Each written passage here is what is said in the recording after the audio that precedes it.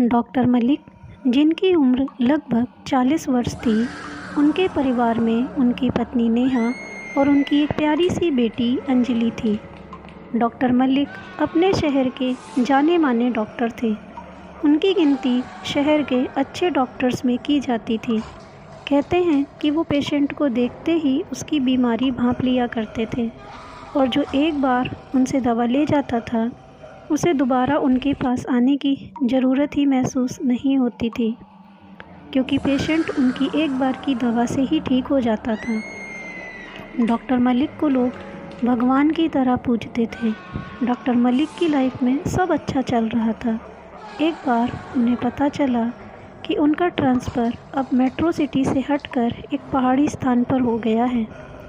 उन्होंने इस बारे में अपनी पत्नी से बात की और कहा, नेहा, मेरा ट्रांसफ़र यहाँ से दूर एक हिल स्टेशन पर हो गया है।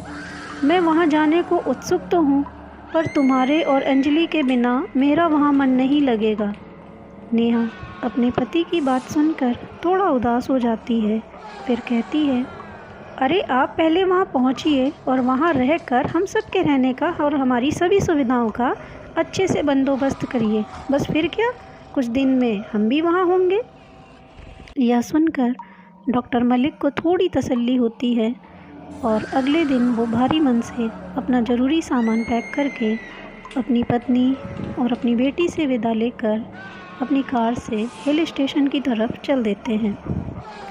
वहाँ पहुंचकर उन्हें पता चलता है कि जिस घर में उन्हें रहना है उसकी मरम्मत का काम चल रहा है, इसलिए उन्हें एक हफ्ते तक एक होटल में रुकना होगा। और फिर डॉक्टर मलिक अपने लाए सामान के साथ एक हफ्ते के लिए होटल में शिफ्ट हो जाते हैं।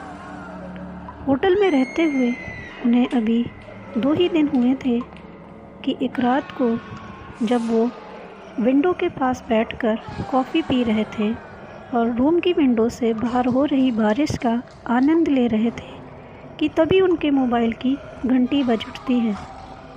डॉक्टर मलिक फ़ोन की घंटी से चौंक जाते हैं। वो सोचते हैं, इस समय रात के 11 बजे किसका फ़ोन हो सकता है। वो मोबाइल उठाकर हेलो कहते हैं कि दूसरी तरफ से एक महिला की बहुत ही प्यारी आवाज़ सुनाई देती है और वो डॉक्टर मलिक से कहती है, हेलो डॉक्टर साहब जी, मैं योगिता बोल रही हूँ। मेरी तबीयत बहुत ख़राब है। मेरे पेट और सिर में बहुत दर्द हो रहा है। मेरे पास कोई दवा भी नहीं है। प्लीज़ आप एक बार आकर मुझे देख लेंगे? आपकी जो भी फ़ीस होगी वो मैं दे दूँगी। Please help me doctor. इतनी रात गए और वो भी इस ख़राब मौसम में। डॉक्टर मलिक का जाने का मन तो नहीं था, पर उस महिला की इतनी रिक्वेस्ट सुनकर वो वहाँ जाने को राज़ी हो जाते हैं। उन्होंने उस महिला को कहा, ठीक है, आप मुझे अपना एड्रेस बताइए, मैं आता हूँ। तब योगिता ने उनसे कहा, डॉक्टर साहब, वो जो बड़ी झील है ना, उसके पास जो एक बड़ा सा इकलौता कॉटेज बना है जी, मैं उसी में रहती हूँ। आप वहाँ आ जाइए, वहीं झील के पास ही मेरा सर्वेंट आपको मिल जाएगा। डॉक्टर मलिक ने कहा, ठीक है, मैं आता हूँ। डॉक्टर मलिक ने एक छोटा सा बैग उठाया और उसमें कुछ ज़रूरी दवाइयाँ रखीं और एक छाता भी ले लिया, क्योंकि बाहर बारिश हो रही थी। फिर वह होटल से निकलकर अपनी कार में बैठकर योगिता की बताई झील की तरफ चल देते हैं। थोड़ी ही देर में वह झील के पास पहुंच जाते हैं और अपनी नज़रें इधर उधर दौड़ाते हैं। जल्द ही उन्हें सामने ही वो बड़ा सा कॉटेज दिख जाता है, जिसके बाहर योगिता का नौकर खड़ा था। वो डॉक्टर की कार देखकर दौड़कर डॉक्टर के पास आता है और कहता है, आइए आइए डॉक्टर साहब, आपका ही इंतज़ार था। डॉक्टर उसकी शक्ल देखकर कुछ अजीब सा महसूस करते हैं, जैसे उस नौकर को किसी ने पत्थर से मार मार कर उसकी शक्ल बिगाड़ दी हो। पर फिर डॉक्टर मलिक अपने फ़र्ज को याद करते हुए अपना छाता खोलकर गाड़ी से नीचे उतर जाते हैं। तब नौकर डॉक्टर मलिक से कहता है, आइए डॉक्टर साहब, बस मेरे पीछे पीछे चलते रहिए। मेरा नाम रामू है। मैं यहाँ का बहुत पुराना और वफ़ादार नौकर हूँ। मैं आपको आपकी मंजिल तक पहुँचा ही दूँगा। डॉक्टर मलिक को नौकर की बातें अच्छी नहीं लगती, पर वह उसकी बातों को इग्नोर करके उसके बताए रास्ते पर चल देते हैं। कॉटेज के अंदर जाकर डॉक्टर मलिक देखते हैं कि वो बहुत बड़ा और शानदार कॉटेज है।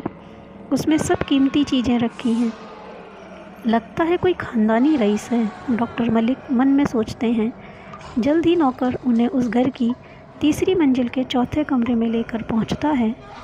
नौकर उस कमरे का दरवाज़ा खटखटा कर कहता है, मालकिन, डॉक्टर साहब आए हैं, अंदर भेज दूं क्या?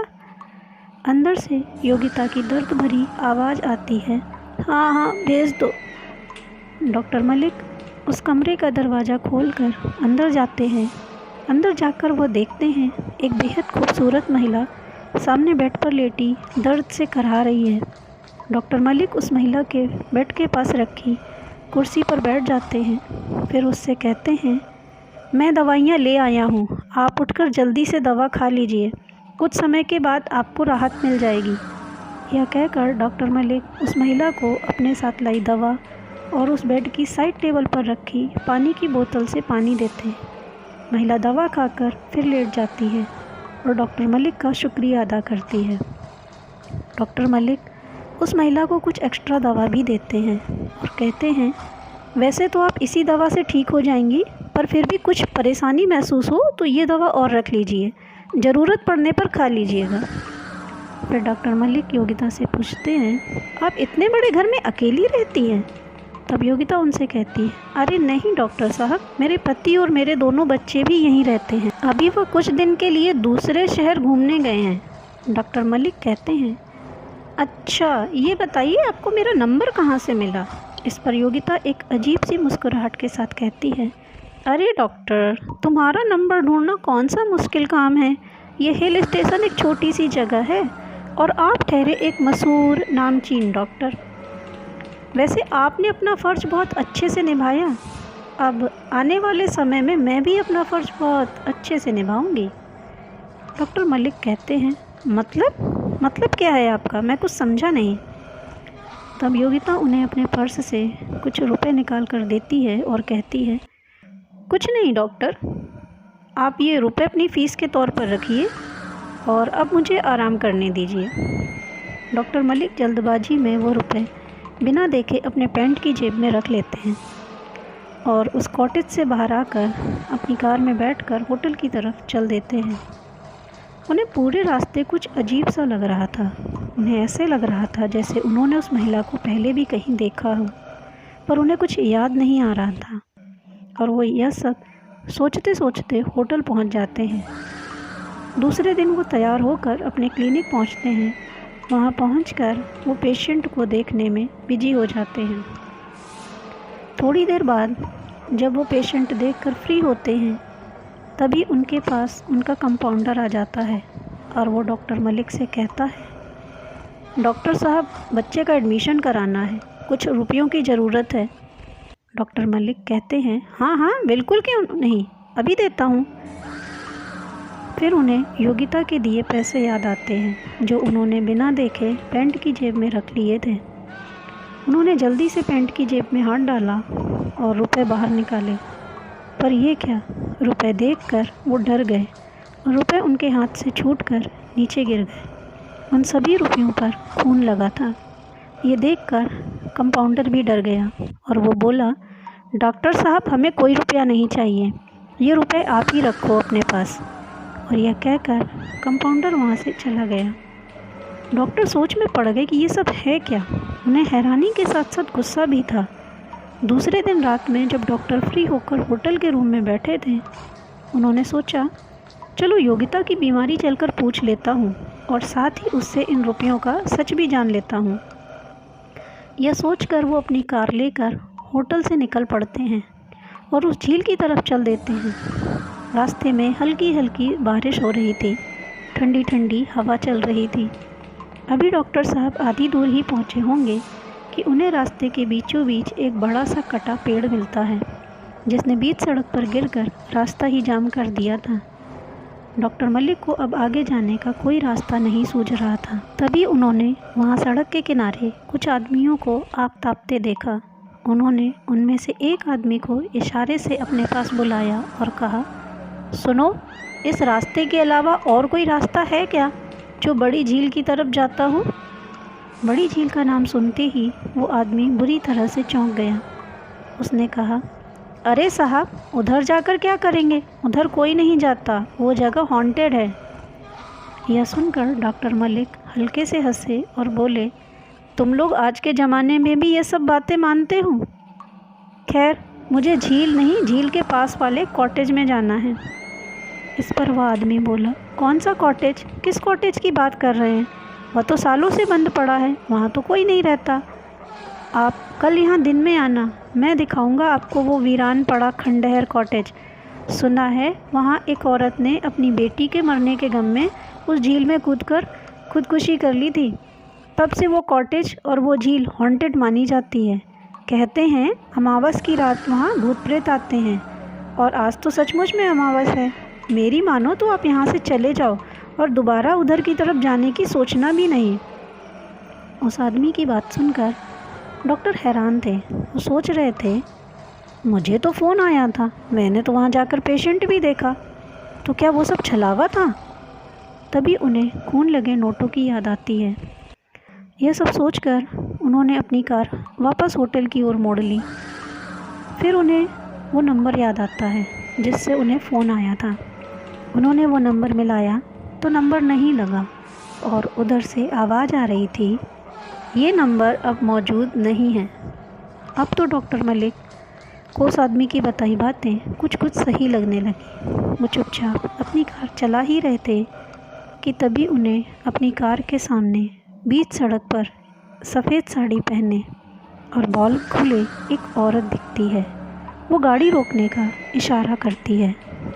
डॉक्टर मलिक इतनी रात में सुनसान सड़क पर खड़ी उस औरत की हेल्प करने को अपने आप को रोक नहीं पाते हैं और वो गाड़ी रोक देते हैं। वो औरत उनके पास आती है, पर उसका चेहरा उसके बालों से ढका था। वो बिना कुछ बोले कार की फ्रंट सीट पर बैठ जाती है।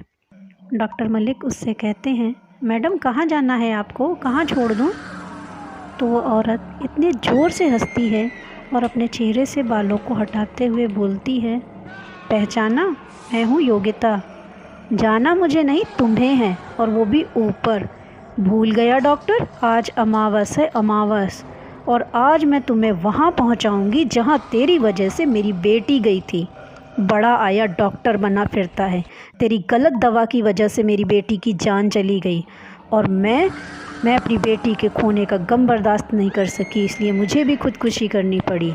मैं कब से इंतज़ार कर रही थी कि तू यहाँ आए, और तू आ ही गया डॉक्टर, और आज तो अमावस भी है।